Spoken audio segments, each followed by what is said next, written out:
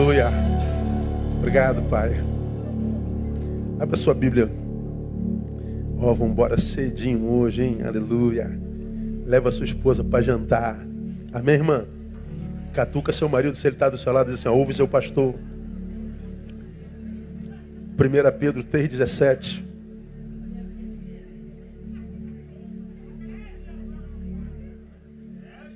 Ana Júlia, pede seu namorado para te levar para jantar.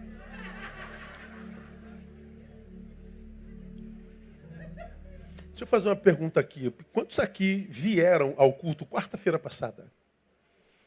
É um grupo significativo. Somos 3 auditórios, nessa igreja vier toda no mesmo culto, não cabe. Um grupo vem de manhã, outro grupo vem à noite, outro grupo vem quarta. Essa mensagem eu ministrei na quarta-feira passada. Ela teve uma repercussão assim tão impressionante, eu fiquei impressionado. E eu queria compartilhar com vocês essa noite a mesma palavra numa nova perspectiva, porque eu acho ela tão pertinente para o tempo que se chama hoje.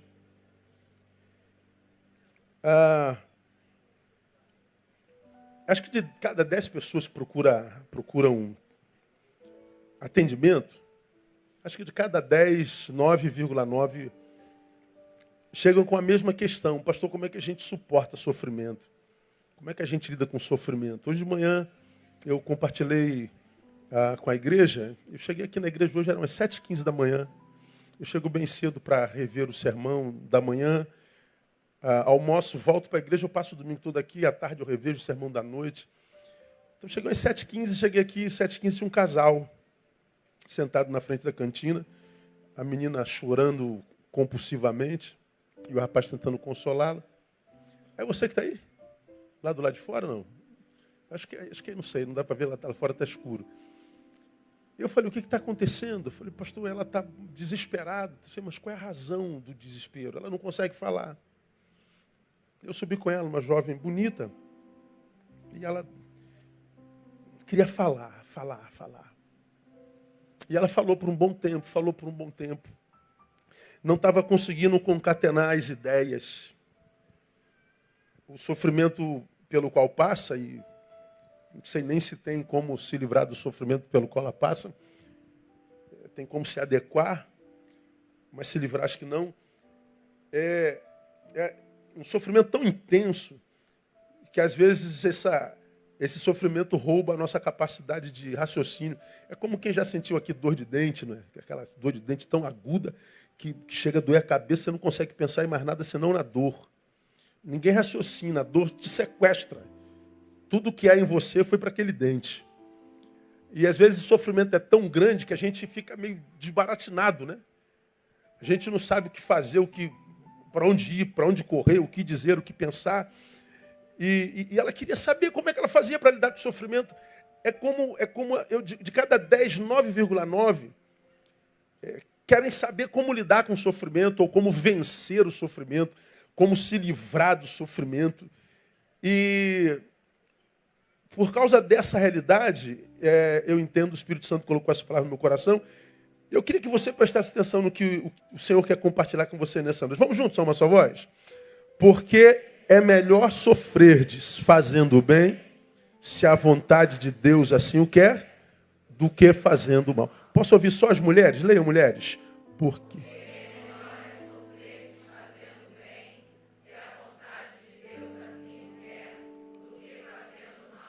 Varão, só para reforçar, vamos juntos? Porque melhor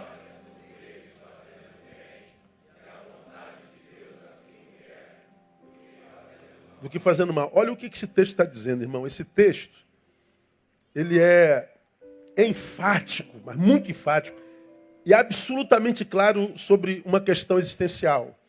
O texto está dizendo, na vida, não existe a opção não sofrer. É o resumo desse texto. Porque é melhor sofrer desfazendo o bem. O que o texto está dizendo? Quem faz o bem, sofre. Do que fazendo o mal. Ou seja, quem faz o mal, sofre também. Quem faz o bem, sofre. Quem faz o mal, sofre também. Não, mas não é isso que eu quero, pastor. Eu quero não sofrer. Não existe essa opção na vida. está vivo, vai sofrer. Isso é a palavra de Deus, isso não é invenção de psicólogo, de teólogo, de antropólogo, de psicanalista, nada. Isso é a palavra de Deus. Ele está dizendo que o sofrimento é inerente à existência, o sofrimento é uma realidade na existência de qualquer ser vivo, e não sofrer não é uma possibilidade. Todos nós sofremos. Todos nós. Portanto, o texto deixa claro também que o sofrimento a respeito do qual fala não tem a ver com o meu fruto. Não tem a ver com o que nós produzimos, ou bem ou mal. Ele fala de um sofrimento que transcende ao fruto. Por quê? Há muita gente que está sofrendo um sofrimento que é produto de má gestão. Há gente que está sofrendo porque fez bobagem na vida, se autogestou equivocadamente, agora está colhendo fruto do seu plantio. Não tem como. Mas o texto está dizendo de um sofrimento que não é fruto de produção humana. Por quê? Porque quem faz o bem também sofre. Ele está falando de um fruto, sofrimento, que se fosse fruto, seria produzido pela árvore do mal e pela árvore do bem. Ora, uma árvore boa não pode dar fruto bom, e uma árvore má não pode dar, uma árvore má não pode dar fruto bom, e uma árvore boa não pode dar fruto má. Então ele está dizendo, se você é do bem, sofre. Se você é do mal, sofre. Como é que uma árvore do bem e uma árvore do mal pode dar o mesmo fruto? Então, o sofrimento do qual o texto fala não é o sofrimento fruto. É de um sofrimento, de uma dor, de uma angústia, de uma adversidade que transcende os frutos. Que está para além deles. Portanto, não é dor produzida pelo que nós fazemos. É dor produzida pelo que somos. Esse texto fala da dor de ser. Ser dói. É o resumo da obra. Neil, você é um cara do bem, você é um cara bom. Você é? Sou. Vai sofrer. Neil, você não presta, você é um cara do mal, você é mau caráter. Você é? Sou. Então vai sofrer. Então ele diz, independente do que você faça, o sofrimento lhe é peculiar porque você é, porque você existe. Aí vem a palavra e diz, embora o sofrimento a respeito do qual ele fala, a dor a respeito da qual ela fala é a dor de ser, ele está dizendo, é melhor sofrer a dor sendo bom. É melhor sofrer praticando bem do que praticando mal. Ele fala não da dor, mas fala da postura do que sente a dor ante a ela. E como é palavra de Deus, não pode ter erro, ele está dizendo aí, uma vez que a dor é inevitável, ora, cara, faz como diz a palavra. Sofre fazendo bem. Deve ter alguma verdade nesse negócio aí. Então veja. Esse sofrimento fala da dor de ser. A gente vai lá no Éden, por exemplo. Lá na Gênesis de tudo. Você se lembra quando o pecado entrou no mundo? Gênesis 3, capítulo 3. Deus colocou o homem no jardim do Éden.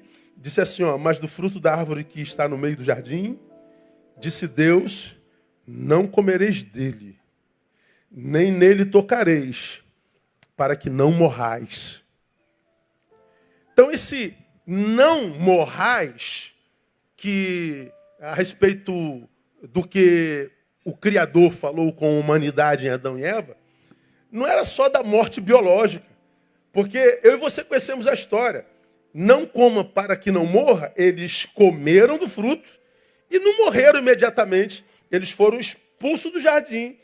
A morte a respeito da qual falava a Bíblia, a respeito da qual Deus falava, não era a morte biológica. Falava de algo que morria em nós antes da morte chegar. Não fala da morte que se traduz como o fim da existência, mas fala da morte que a gente vive na existência. Ele fala, portanto, desse sofrimento.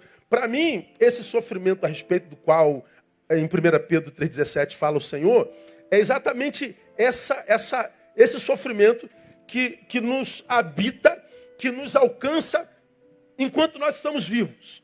E ele está dizendo, olha, já que isso é inevitável, é melhor sofrer te fazendo bem. Então, irmão, se a opção é essa, é sofrimento, qual deve ser a nossa postura no mundo à luz dessa palavra? Sei lá, acordou hoje, dia 24. Você olha para o domingão e diz assim, tem dor aí na frente. Eu vou ficar em casa? Eu vou porque eu não quero passar por essa dor. Você em casa sente dor. É a dor do ser. Você está sentado no teu quarto vendo televisão, você sente dor. Você sente angústia. Você sente tristeza, você sente desânimo. Você sente desesperança. Você sente-se só. Você sente vontade de parar, de não continuar. Você sente e não sabe nem o que sente, só sabe que sente. Fazendo ou não fazendo, indo ou não indo, tendo dinheiro ou não tendo dinheiro, sendo preto, sendo branco, sendo doutor, sendo indouto, morando aqui, morando acolá. Todo mundo passa por essa angústia que nos habita porque ela é a dor do ser. Então, se essa é a opção, qual deve ser a nossa postura no mundo? Primeiro, na minha concepção, defina para si mesmo. Para si. A diferença entre realismo e pessimismo. Realismo e pessimismo. Porque, acredito eu, que se a dor, se o sofrimento é uma realidade em nós, eu preciso definir realismo e pessimismo. Porque somos absolutamente tendentes a confundir tais termos. Realismo e pessimismo. Como é que eu vou definir realismo aqui para nossa edificação bem rapidamente? Realismo para mim é a admissão das coisas como elas são de fato. Realismo é olhar para o que é e não ter medo de dizer, é isso. Realismo é olhar para o que vê, não gostar do que vê, não achar que o que vê deveria ser assim, não achar que o que vê é justo, mas dizer, é assim mesmo. É injusto, não gosto do que vejo, mas é assim que é a vida. Isso é realismo. Realismo é a opção corajosa de enxergar a vida, portanto, sem devaneios e fantasias. Sem viagens absurdas. Para a gente ver a vida sem devaneios e sem viagens, sem fantasias, requer-se maturidade e coragem. Porque o realismo que a gente vive hoje, irmão, é assim... É um negócio muito doido, cara. A vida está muito louca, cara. Você pega... Hoje só se fala de política, né? Tu pega um Supremo Tribunal Federal igual o nosso, cara. Pensa, cara. O país é 500 anos roubado. Aparece o Lava Jato querendo lavar a jato, mas o jato já passou porque já está 5 anos nisso. E a gente está vendo o presidente ser preso, o governador ser preso, o juiz ser preso. Alguma coisa está acontecendo, porque até 5 anos atrás a gente dizia, ninguém vai preso nesse país, nada acontece nesse país. A coisa começa a acontecer, aí de repente o Supremo Tribunal Federal labuta contra o próprio Lava Jato. Quer empurrar as coisas para a justiça eleitoral. A gente diz, meu Deus, a justiça sabotando a justiça. Aí ontem foi um grupo de juristas visitar o Lula. Aí hoje um grupo de juristas apoiando o Moro. Falei, meu Deus, a justiça está dividida, o governo está dividido, o povo está dividido. Para quem que a gente recorre? Está uma bagunça tremenda. A gente não sabe o que vai ser de nós. Falei, meu Deus, não podia ser assim. Mas ou seja, eu não posso confiar em ninguém. A gente olha para a vida como ela é e a gente descobre, pô, esse cara é tão gente boa, mas aqui o papel com o nome dele, ele está com câncer. Pastor, não devia ser assim, mas é. Ah, mas esse miserável aqui que não vale nada, esse que devia dar câncer, mas não dá.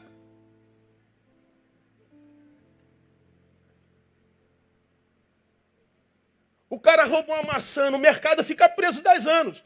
O cara rouba 10 milhões e não vai preso. Pastor, eu não concordo com isso. Não devia ser assim. Não é, mas é.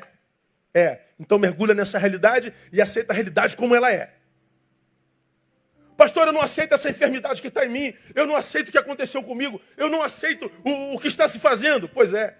Enquanto você não mergulha na realidade e tem coragem de ver a coisa como ela é, enquanto você ficar fantasiando, fingindo que não está acontecendo, fingindo que não aconteceu, enquanto você ficar com devaneios, você só está retardando a possibilidade de voltar a viver uma vida que vale a pena ser vivida. Então, quando eu falo assim, olha, se o sofrimento é inerente à existência, todos nós sofremos, o que eu posso escolher é a forma como eu vou sofrer, o texto me diz assim, mergulha na realidade. Seja realista, porque o pessimismo faz mal. O pessimismo é o oposto. O pessimismo, guarde isso, é a opção preguiçosa de enxergar as coisas que são como são, sempre pelo lado negativo. O pessimista, ele olha a coisa que o realista vê também. Só que o que olha para a realidade com pessimismo, porque pessimista, ele tem uma visão preguiçosa da realidade. Por que preguiçosa? Porque quem só vê a coisa por um lado, por exemplo, negativo, quase sempre tem preguiça de continuar na análise. Ele só vê o lado negativo porque ele teve preguiça de pensar um pouquinho mais. Porque se ele pensa um pouquinho mais, se ele aprofunda um pouquinho mais na análise, ele vai ver que da dor mais intensa, ele consegue achar a graça de Deus. Se você analisar o que você está passando hoje, que você acha que é uma injustiça do universo, que você acha que é abandono de Deus, que você acha que é uma safadeza da vida, que você acha que é uma incongruência do destino do universo, você que se vê como a vítima morra da existência humana, você que diz que a minha vida não vale mais nada porque aconteceu isso, se você for menos preguiçoso e fizer uma análise do lugar onde você está, no auge da dor que você está sentindo, se você se aprofundar um pouquinho mais, você vai ver que nesse lugar onde você está, mesmo que seja de dor, a graça de Deus. Guarda o que você já aprendeu. Deus nunca permitiria que o pecado ou a dor te levasse num lugar onde a graça não pudesse te resgatar. Eu não sei onde você está hoje, mas eu sei que aonde você está hoje, a graça pode te curar no nome de Jesus. Diga para quem está do seu lado, a graça te resgata, irmão. Ah, resgata. Você se lembra da história, né? O empresário perde tudo. Tudo. Tinha muito. Chega perto do pastor e diz, pastor, eu estou desesperado. Perdi tudo, absolutamente tudo que eu tinha, perdi tudo, absolutamente tudo. Eu estou no fundo do poço, o que eu faço, pastor? Agradece a Deus porque esse poço tem fundo.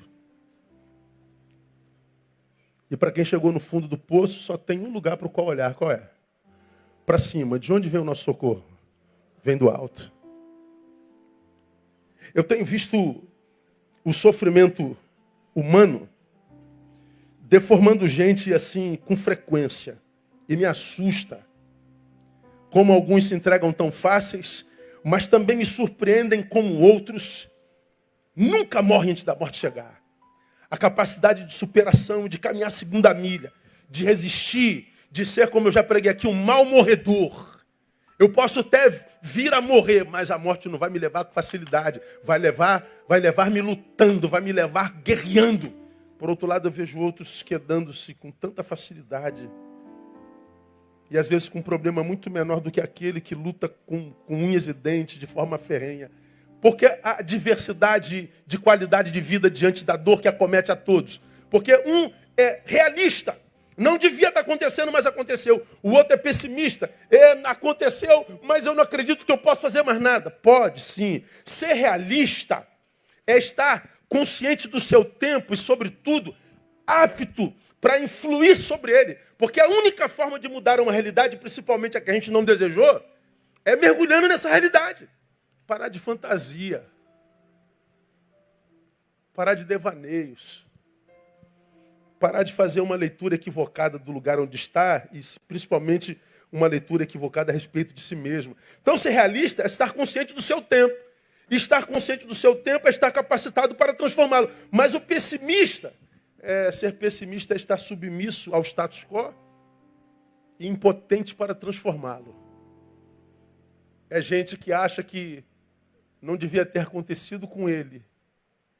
Por que Deus permitiu que acontecesse isso comigo? Que injustiça do universo. Por que comigo? Toda vez que você pergunta assim, por que comigo? Você está dizendo, por que não com ele?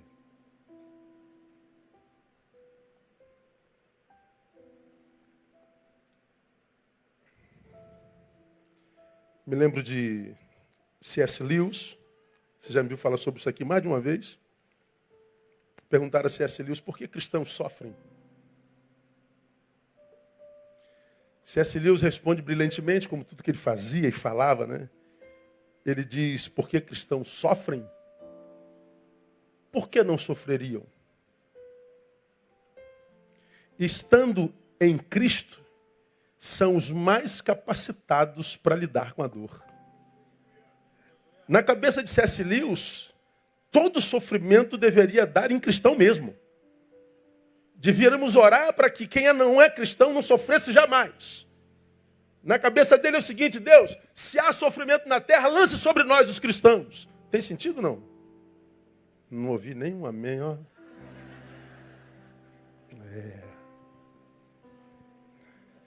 Meu irmão, acredite, se Deus colocou essa palavra no meu coração, trouxe alguém aqui que está sofrendo muito. E o Deus que você serve está vendo o teu sofrimento. E acredite, se Ele permitiu que esse sofrimento chegasse até você, é porque Ele acredita que você pode superá-lo no nome de Jesus. Acredita no que Deus acredita a teu respeito. Acredita no diagnóstico de Deus a teu respeito. Então, se aconteceu, é a tua realidade, mergulha nela e diz, eu vou transformá-la. Com a ajuda do Pai, eu vou ressignificá-la. Com a ajuda de Deus, eu vou mudá-la, eu vou transformá-la. E você vai ver que quando você der o primeiro passo, você vai ver que Deus já está contigo no segundo. E o que você chama hoje de desgraça, que você chama hoje de derrota, vai ser a marca, o arquétipo da tua superação. É Deus te capacitando para a melhor fase da tua vida no nome de Cristo. Vamos aplaudir a Ele. Eu creio nisso com toda a minha alma. Então seja sempre realista, nunca pessimista. Nunca. Pessimista se entregou. Faça uma análise da tua relação, você vai ver que você consegue extrair graça daí. Guarda isso no teu coração. O segundo, já que a dor é inerente, já que a dor não tem a ver com o que eu produzi, tem a ver com o que eu sou, é a dor do ser, defina com que espírito você prefere caminhar no mundo. Com que espírito você quer caminhar no mundo? Com qual espírito você quer passar pelo planeta? Porque o texto se refere ao que fazemos, ao que produzimos na vida. Porque melhor é sofrer, diz, olha lá, fazendo, olha o verbo aí, produzindo bem, do que produzindo mal. Então, eu estou sofrendo, mas estou produzindo. Eu estou sofrendo, mas eu estou fazendo. Porque eu estou fazendo, eu estou dizendo que o sofrimento não interceptou minha existência. Vou falar sobre isso já já.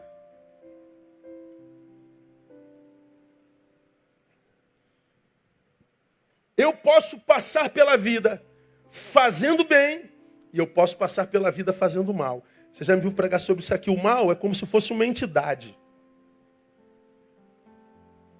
Ela está ali, ó. O bem também é uma entidade. Supostamente. Que estão à disposição e são possibilidades em qualquer um de nós. De modo que eu posso passar pela vida usando o mal que me é possível, mas como eu posso passar pela vida fazendo o bem que me é possível.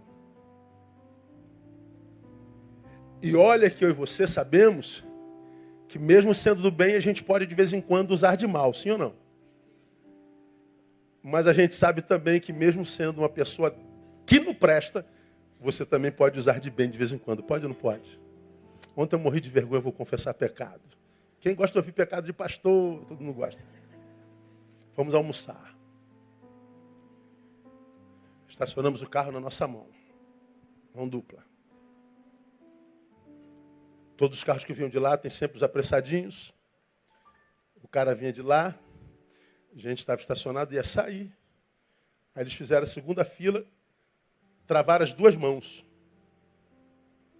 Aí eu falei, não, embica o carro, você está na sua mão. Aí o cara embicou o carro e ele ainda xingou a Andréia. Meu irmão.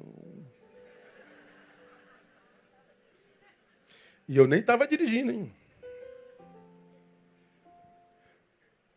Rapaz, nesses momentos eu conheço meu índice de maldade e eu sei do que eu seria capaz. Você se aborrece no trânsito? Fala a verdade. Quem já se aborreceu no trânsito aqui? Deixa eu ver. Ah, eu não estou. Vamos todos para o mesmo inferno, glória a Deus. Não estarei sozinho lá. Só que dessa vez eu xinguei um palavrão feio. Problema nenhum. Que o ruim, irmão, tá amarrado. O que é isso? O problema é que minha filha estava dentro do carro. Ih, agora ficou ruim, né, irmão? Eu falei, ô, minha filha, me perdoe, me perdoe, me perdoe. Fiquei ruim. E estou desde ontem ruim. Aí eu falei, se a gente não vigia, a gente frutifica no mal. Se a gente der um espaçozinho, a gente descobre o quanto de ruim e de maldade habita a gente. A gente descobre o quanto a gente está doente. O quanto a gente está cheio de ódio. O quanto de ira a gente carrega dentro. Porque nem sempre a gente tem noção do quanto de ira a gente carrega dentro.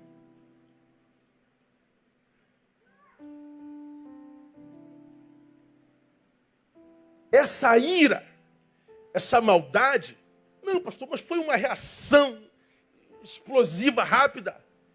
Pois é, mas é nessa reação que se dá tiro no outro, que se mata o outro. Você viu o policial que foi lá na menina, que fez um pedido, ela mandou o pedido errado na lanchonete, o cara foi lá, puxou a garota pela cabeça, pelo cabelo, deu coronhada na menina, e puxou a arma para a menina. Eu falei, gente, esse cara é um pai de família, é um ser humano. Como é que ele não percebe a desgraça que ele está fazendo? Ele está vendo a câmera. Só que quando o mal eclode, explode, ele rouba a razão. E a gente só vai perceber o que ele gerou através de nós quando já foi gerado, e às vezes é tarde demais.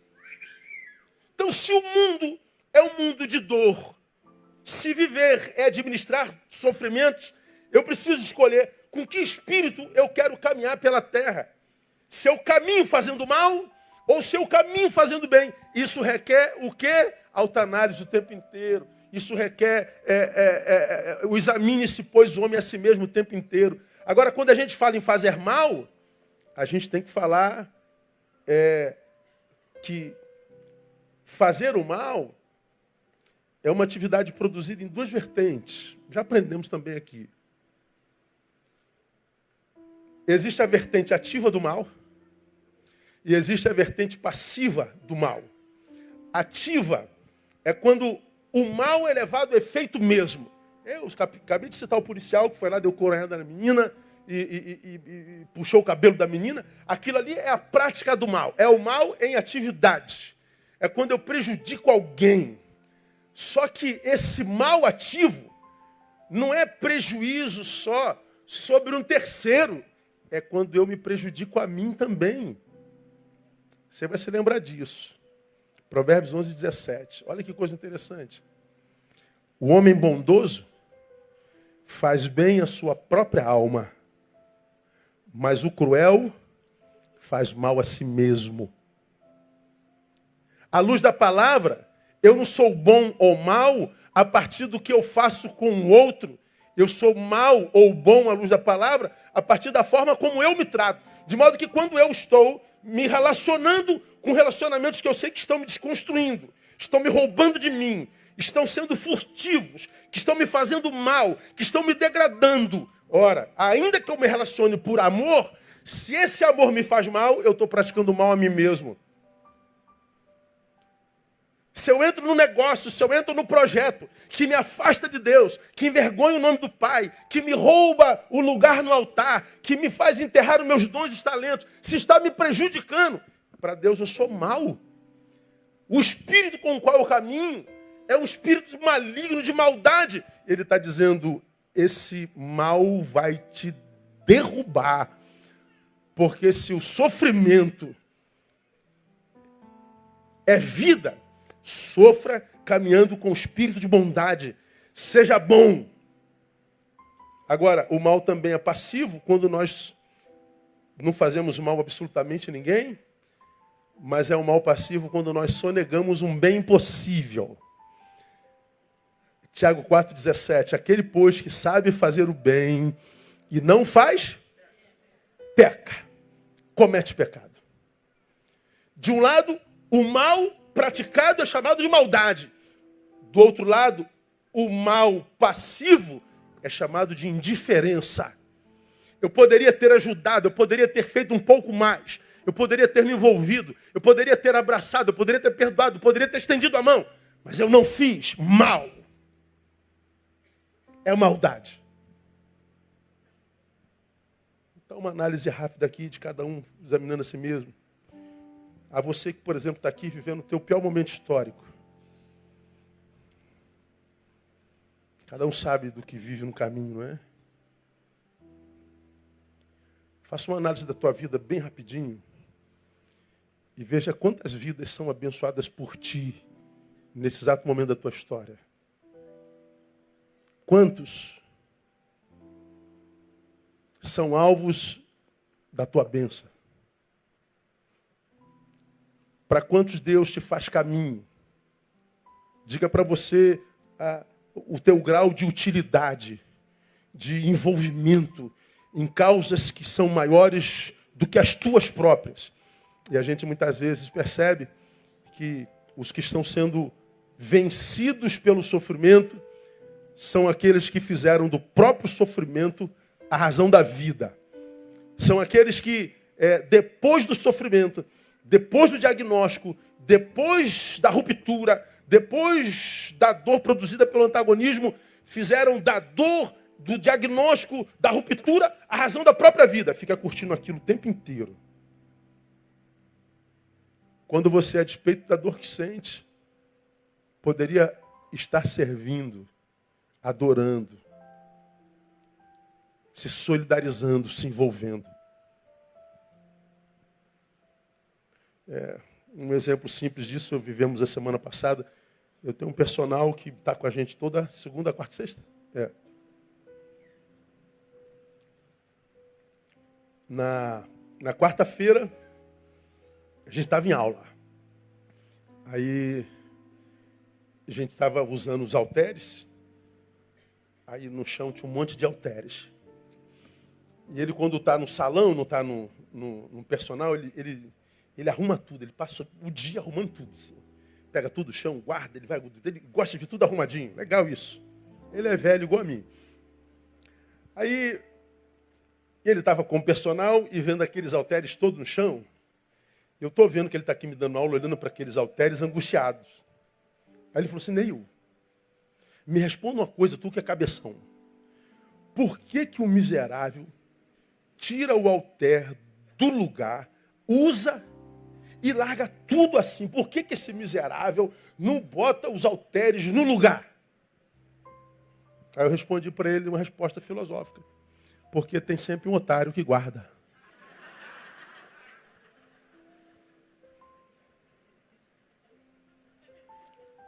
É mesmo, né, Neil?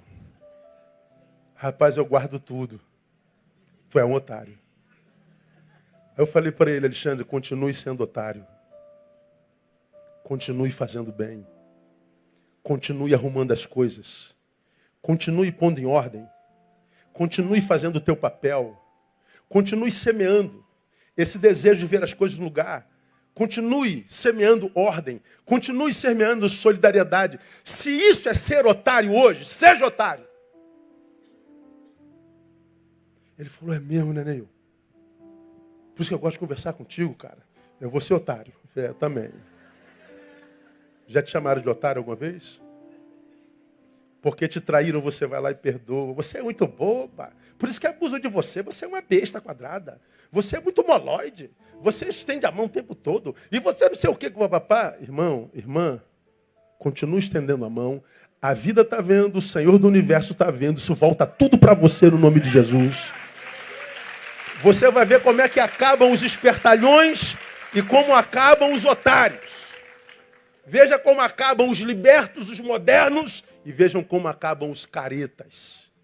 Veja como estão as emoções dos que são equilibrados, dos que servem, dos que não se exibem, e veja como está a vida dos que vivem se exibindo, dos que vivem querendo dar volta. Veja. Estamos em Londres. Fomos para o metrô. 3 andares de metrô. Tu entra no metrô, tem uma roleta que é aberta. Todo mundo vai passando, bota o ticket e tem uma roleta que é aberta. Eu vi aquela roleta aberta, falei assim, mas por que essa roleta aqui é aberta? A menina responde assim, é para quem não tem dinheiro.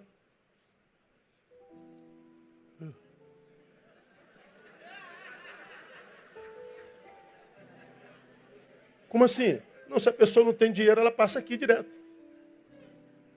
Aí o brasileiro, né?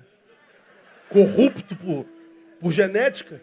Pô, mas e se a pessoa tiver dinheiro e passar por aqui? A menina responde, mas por que ela faria isso? Como quem diz, mas meu Deus, não tem sentido, moço. Se a pessoa tem dinheiro, por que ela passaria aqui? Tem sentido a resposta dela? Funcionaria no Brasil? Nunca. Porque o nosso espírito é de gafanhoto. Nosso espírito é mau. Porque a gente não quer ser otário, a gente quer ser o que consome, o que dá volta. O que ludibria. O que humilha, o que extrai, o que destrói, o que consome. E depois não sabe por que a nossa vida está como está. Então, quando eu digo que todos nós estamos exatamente onde merecemos, dependendo do lugar onde estamos, alguns ficam com raiva disso. Quando, na verdade, poderia parar um pouquinho e, por amor próprio, dizer, pô, cara, se eu estou ruim assim, mereço estar aqui, deixa eu ver onde é que eu tenho errado. Faça uma análise do espírito com o qual você tem passado pela terra. Se é um espírito de solidariedade, de bondade, de equidade, ou se você não é dos malandros que querem se dar bem em tudo. Como eu falei hoje de manhã, está aí essas paralisações no BRT, todo mundo reclamando do governo porque o BRT não está funcionando. Quem paga passagem no BRT? Ninguém paga passagem. Como é que vai ter BRT bom? Os banheiros públicos estão todos destruídos. Quem destrói o banheiro? As praças estão todas arrebentadas. Quem quebra as praças? Com que espírito você quer passar pela terra? Se a vida é administrar sofrimentos, o Senhor está dizendo, Neil, passa pela terra fazendo bem. Passa pela terra semeando bem. Porque você vai colher isso lá na frente. Faça a opção certa. Então, no mundo individualista, egoísta como o nosso, a indiferença é quase uma virtude. Só que não, né? Porque a vontade é de chutar o balde mesmo, apertar o botãozinho do dane-se e falar, ninguém faz nada, ninguém toma, não vou fazer não. Pois é, aí você muda o espírito com o qual você caminha. É preciso, irmãos, que a gente passe a viver o que a gente crê. É preciso que vivamos o que a gente prega. É preciso que vivamos o que cantamos. É aquela música linda do Kleber Lucas, né? Quase todas as músicas do Kleber Lucas são lindas. Quando eu te conheci, Jesus, meu caminho brilhou. Agora minha vida não é mais a mesma. Eu acredito na palavra. Eu acredito no poder do teu sangue, que me libertou da morte para a vida. Aí vem o coro. E a vida que eu vou viver agora. Olha o que a gente canta, ó. É para um motivo bem maior que o meu. A vida que eu vou viver agora é para um motivo bem maior que o meu. Qual é o motivo da tua vida? A maioria de nós, principalmente os que sucumbem à vida sofrida, é gente cujo motivo é ele mesmo. E para a gente passar por essa vida sofrida, irmão, sem que o sofrimento nos paralise, a gente tem que ter um motivo que seja maior do que nós. Porque ninguém veio ao mundo a passeio. Quando Deus te criou, Ele veio e te trouxe ao mundo com uma missão. Há um papel a ser cumprido nesse planeta que só você pode cumprir. Há alguém precisando da tua vida nesse planeta. Há alguém que Deus quer alcançar através de você. Deus quer te fazer útil. Então nós já aprendemos, vamos terminar. Defina para si mesmo a diferença entre realismo e pessimismo. Defina com que espírito você prefere caminhar no mundo. E por último, uma vez que viver é administrar sofrimento, faça dos teus uma escola perene. Todo dia sofrimento e angústia. Acontece com você, né? Tem dia que você acorda ruim, cara. Ruim, dá vontade de não levantar da cama. Vontade de fechar a janela, botar um tapa-olho e mergulhar na angústia e ficar lá. Acontece? Mas não dá?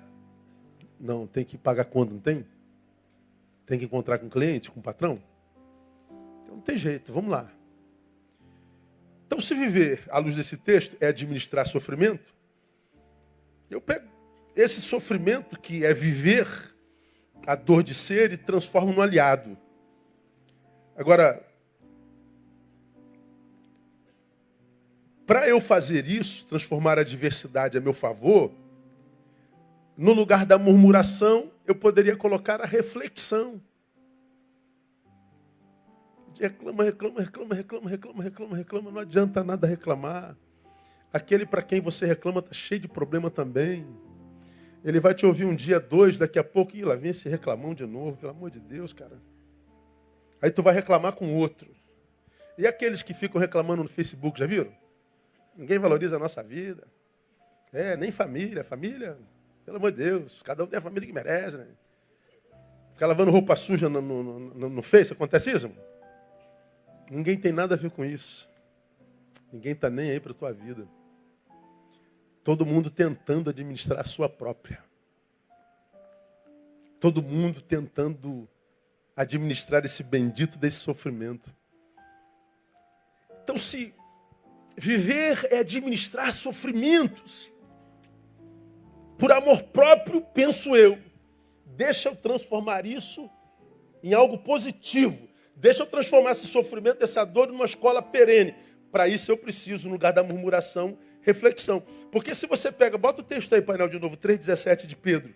Se você pegar esse texto pequenininho e parar para refletir, diferente do pessimista que é preguiçoso, só vê um lado, mas se você parar e olhar esse texto, começar a mastigá-lo e pensar nele, você vai achar um monte de verdades, um monte de saberes que só brotam dele se você tiver tempo para refletir. Bem-aventurado que na sua lei medita dia e noite. Ou seja, aquele que só lê, passa de passagem e com pressa, não é bem-aventurado. Bem-aventurado é quem para, lê e medita do que leu. É aquele que reflete.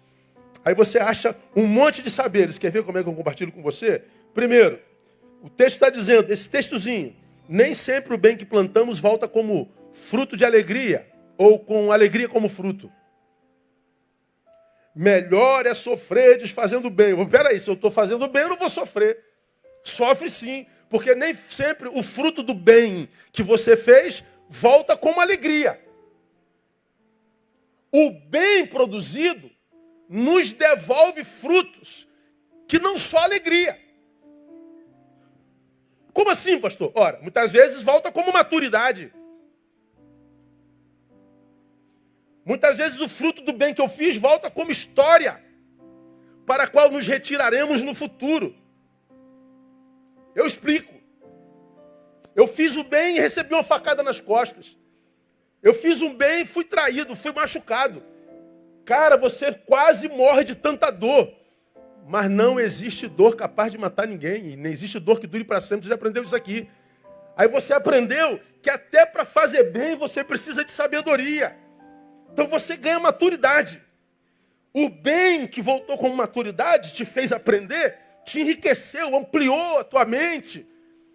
Teu nível de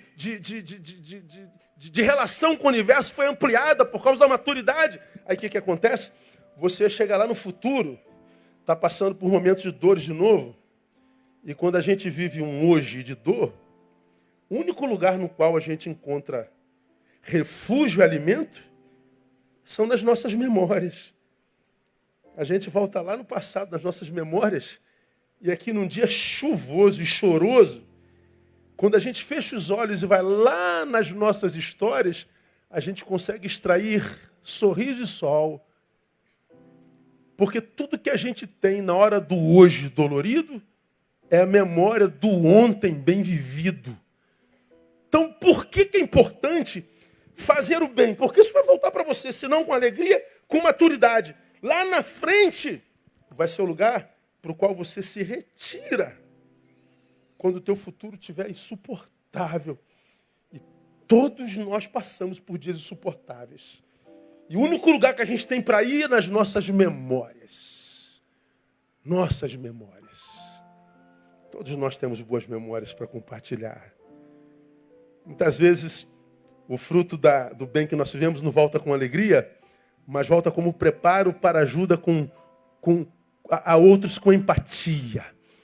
Você sentiu aquela dor, agora você vai ajudar alguém e vai dizer, eu vou te ajudar, porque eu não imagino o que você está passando. Eu sei o que você está passando.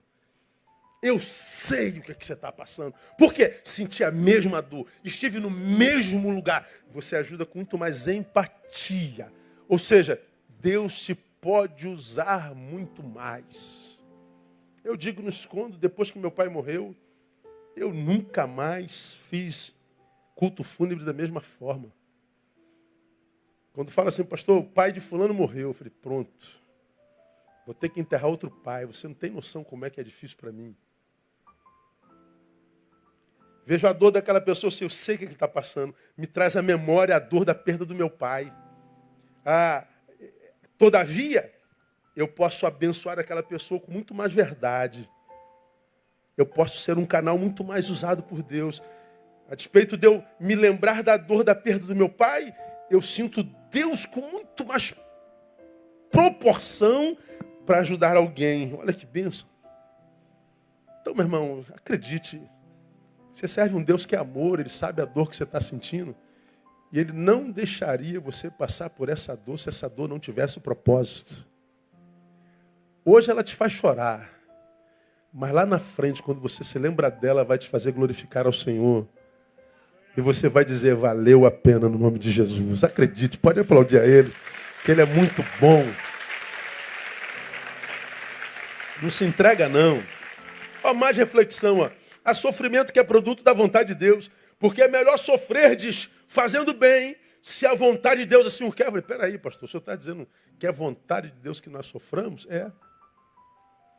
Eu não aceito, o problema é seu. Você não quer aceitar a realidade. Agora já contei aqui umas 679 vezes. Todos sabem que eu sou fã do meu pai. Meu pai morreu há 25 anos, cara, eu falo dele todo dia. A marca dele na minha alma é tão profunda que eu não sei te explicar. Só apanhei dele uma vez, apanhei de fio. Você não aguenta nem mais ouvir essa história. Fominha de bola de gude. Morava em Jacarepaguá, aqui nessa igreja, eu tinha uns 14 anos de idade. Meu pai dizia, tá a hora em casa que a gente vai para a igreja. Eu, fominha de bola de gude, esqueci da igreja. Quando eu vi a hora já tinha passado e muito.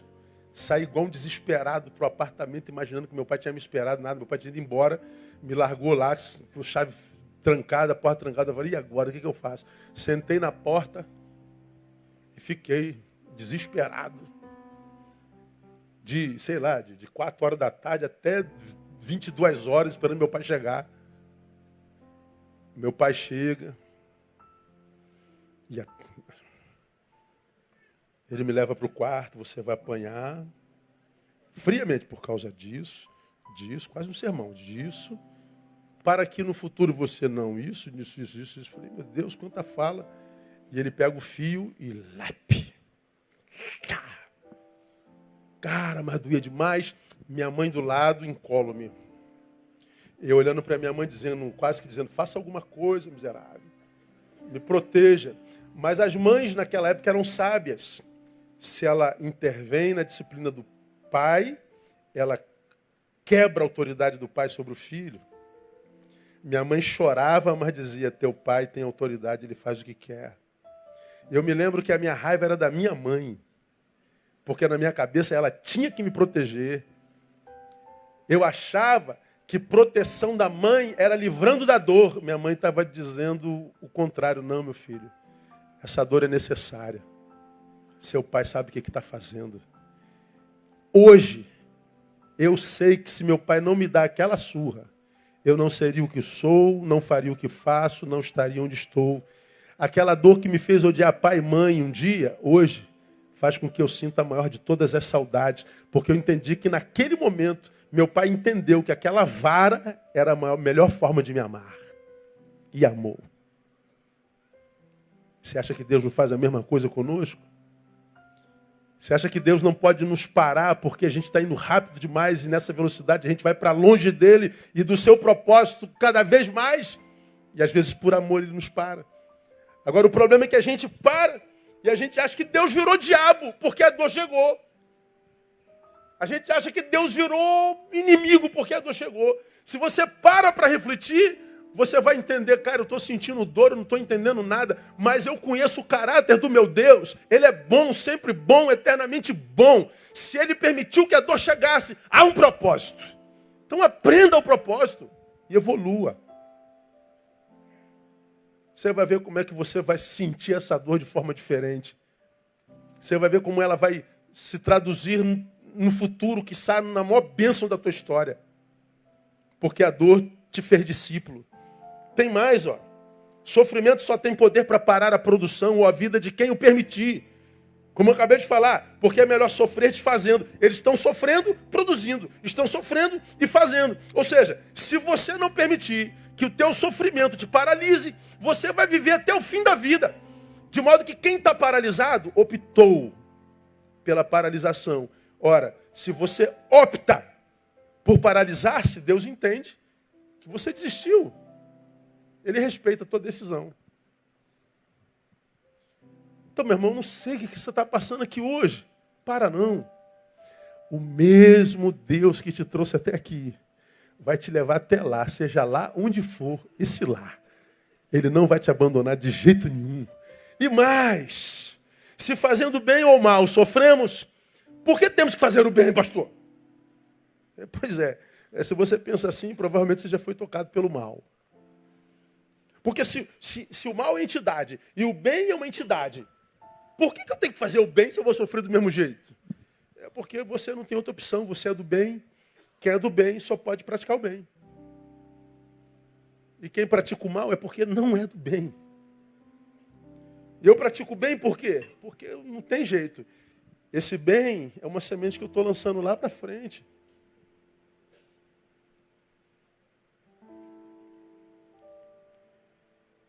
Esse bem é que faz-me entender que nem sempre o sofrimento tira nossa alegria de ver, o nosso gozo. Quando eu fazia isso aqui, estou terminando, me veio à mente a ideia de uma imagem de uma parturiente, de uma mulher grávida. Tem alguma mulher grávida aqui hoje? Deixa eu ver, tem alguém grávida aí? Tem um bocado delas. Louvado seja o Senhor. Você sabe que você vai passar por uma dor danada, não sabe? Sabe que vai ralar, né, irmã? Aquele cabeção passando aquele buraquinho. Só a graça de Jesus, irmão. Imagina, como eu já falei aqui, imagina se fossem os homens a terem filhos. A humanidade acabava. Que homem não teria filho. Tá maluco que eu ia ter filho na minha vida jamais. Aí a mulher engravida diz assim, cara, eu estou morrendo de felicidade. O homem fala assim, meu Deus, cara, imagina um parto normal, cara, a barriga desse tamanho. A gente pensa na dor, a mulher pensa no filho, no prazer. Ela sabe que vai vir uma dor, dizem que é das dores mais agudas que o ser humano sente, né? Vai vir uma dor do inferno. Mas ela vai para o centro cirúrgico feliz da vida. Meu bebê vai nascer. Aí você fala, como é que você pode estar alegre, irmã? Você não sabe o que você vai passar, não? Você já viu que já teve gente que ficou 7 horas em trabalho de parto?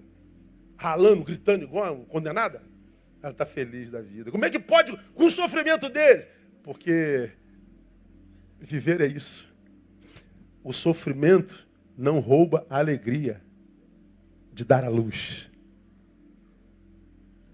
O sofrimento não rouba o sorriso, a emoção, a esperança. O sofrimento que vem não rouba dela o desejo de querer ter outros filhos. Aí pega a irmã Tereza, 17 filhos. Tá bom para tu, irmã? Profetizo para as irmãs 17 filhos. Assim, tá amarrado, pastor, tá louco. Porra. Tudo parto normal, irmão. Normal. Imagina, irmão. Vai gostar de ter filho assim, né? Entre nós. Né? A dor vem. A dor está aguda, está dilatando tudo. Mas ela está emocionada, ela está feliz. Viver é isso. A dor só paralisa quem se entregou.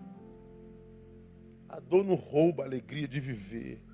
Então, se bem ou mal produzem sofrimento, o que importa, na verdade, é viver na vontade do Pai. Então, Deus, eu aprendi nessa noite que viver é administrar sofrimento. Eu quero administrar o sofrimento dentro da tua vontade.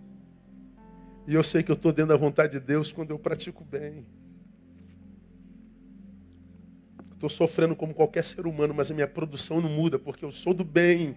E Deus está vendo a tua postura no mundo. E Ele é quem vai arrefecer o poder do sofrimento em você. Porque não adianta ficar chorando o fato de estar sofrendo, não adianta ficar chorando o fato de achar que está sendo injusto, o que está acontecendo, não adianta ficar pessimista dessa forma, murmurante, não adianta. Postura. Continue fazendo bem e vivendo. E eu termino lendo Gálatas 6:9, onde o apóstolo nos exorta dizendo, e não nos cansemos de fazer o bem, porque é seu tempo. Ceifaremos, colheremos, se não houvermos desfalecido. Então ele está dizendo, quem cansa, quem faz o bem sofre. Mas quem não cansa de fazer o bem a despeito do sofrimento, vai colher o bem que fez. E o bem que fez é a ajuda de Deus no sofrimento. É a parceria do Altíssimo. É a parceria do Altíssimo. Como quem está naquele barco que está numa tempestade atroz, que está a ponto de ir a pique e que causa desespero em todos os que estão dentro daquele barco, enquanto parece que Jesus não se importa porque ele está dormindo. E o desespero faz com que a gente acorde a Jesus abruptamente. Jesus aquieta o vento e o mar, mas ao mesmo tempo ensina que a verdadeira fé não é aquela que aquieta vento e mar. A verdadeira fé é aquela que não permite que nenhuma tempestade o acorde. A fé no barco não foi manifesta dizendo, cessa a tempestade. A fé no barco era manifesta no sono de Jesus. E o que o salmista fala sobre isso? Que ele abençoa os seus amados enquanto eles dormem. Esse dormir não é da inércia, é de quem sabe que fez tudo que podia e depois foi descansar, porque quem sabe que agora está na mão do Todo-Poderoso. Então, meu irmão, que o Todo-Poderoso te renove nessa noite no nome de Jesus.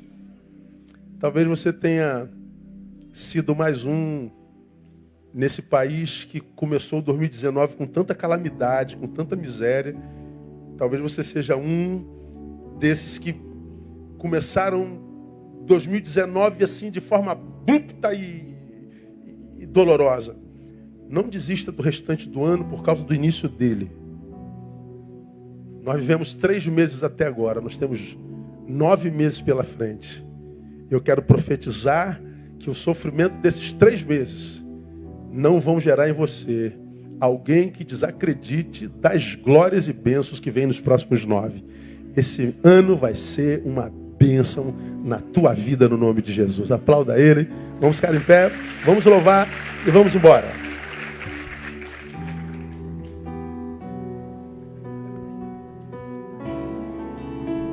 Se o sol se pôr.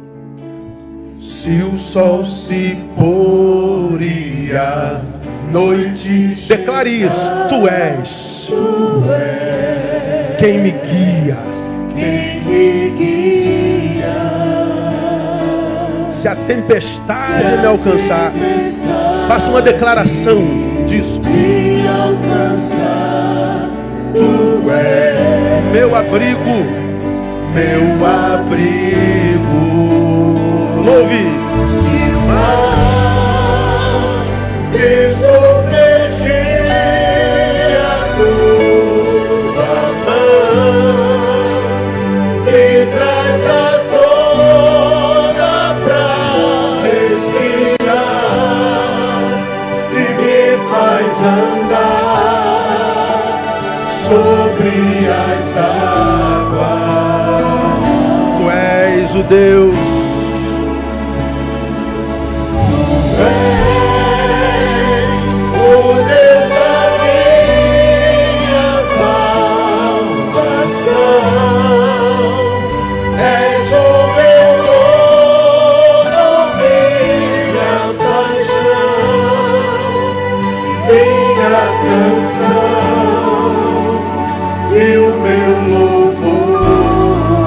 Aleluia.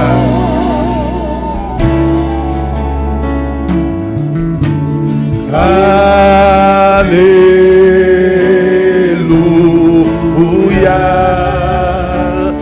Aleluia.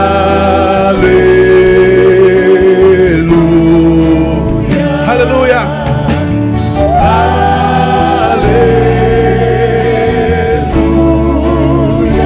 Aleluia.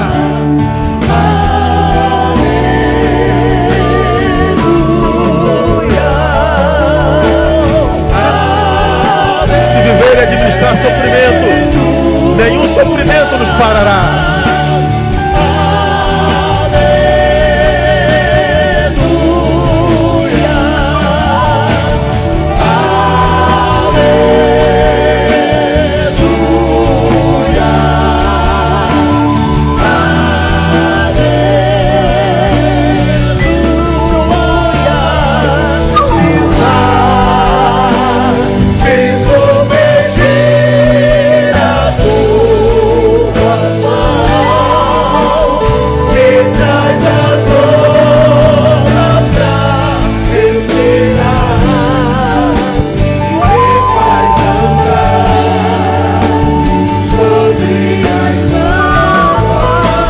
Deus da minha salvação.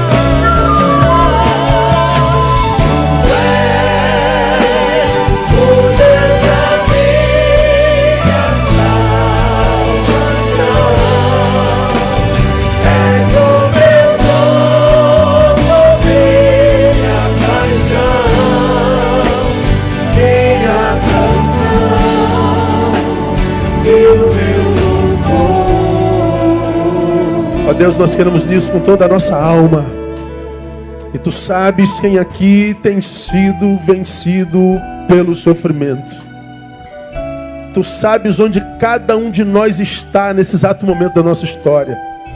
Tu sabes os que estão no monte sendo exaltados e glorificados, mas Tu sabes os aqui presentes que estão no vale, humilhados e cheios de dor. Tu és o Deus do monte, mas Tu és o Deus do vale também. Tu és o Deus da vitória, mas Tu és o Deus daqueles que estão no vale de derrota. Que essa noite, ó Deus, essa palavra possa produzir um rebuliço na forma de enxergar do meu irmão, da minha irmã. Que eles saiam daqui entendendo, se viver e administrar sofrimento, não há sofrimento na vida que possa nos paralisar se nós não permitirmos, porque nós temos aliança com Deus da vida. Que tu possas renovar a esperança, a fé. Que tu possas renovar, ó Deus, a forma de ver e de enxergar a vida. Sim, Deus, nos capacite a enxergar a vida com realismo, mas nunca, jamais com pessimismo, porque nada é impossível para ti. Nós ministramos, ó Deus, cura, nós ministramos renovo de força, nós ministramos um novo tempo na vida dos meus irmãos e das minhas irmãs. E nós o fazemos na autoridade do Cristo, nosso Senhor, que vive e que reina para sempre. Amém e aleluia. O melhor aplauso que você puder dar ao Deus da vida, dê a Ele no nome de Jesus o Cristo. Aleluia. Aleluia. Dá um abraço no irmão que está do seu lado. Boa semana, meu irmão. Quarta-feira eu estou aqui, aguardo você. Palavra de Deus para o nosso coração. Boa semana. Que Deus te abençoe. Te dê uma boa semana no nome de Jesus. Louvemos.